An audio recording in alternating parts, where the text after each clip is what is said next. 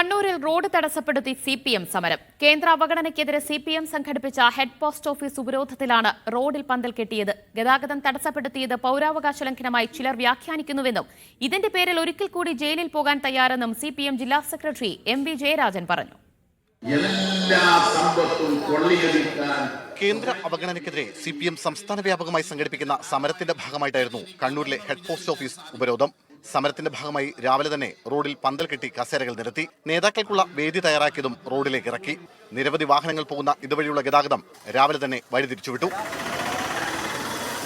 പാതയോരങ്ങളിൽ പൊതുയോഗങ്ങളും സമരങ്ങളും നിരോധിച്ച ഹൈക്കോടതി വിധി ലംഘിച്ചായിരുന്നു CPM സമരം. എന്നാൽ യാത്രാമാർഗങ്ങൾ വേറെയുണ്ടെന്നും ഹെഡ് പോസ്റ്റ് ഓഫീസ് വേറെ ഇല്ലെന്നുമായിരുന്നു CPM ജില്ലാ സെക്രട്ടറി MV ജയരാജന്റെ ന്യായം. സമരത്തിന്റെ പേരിൽ വേണ്ടിവന്നാൽ ഒരിക്കൽ കൂടി ജയിലിൽ പോകാൻ തയ്യാറെന്നും MV ജയരാജൻ.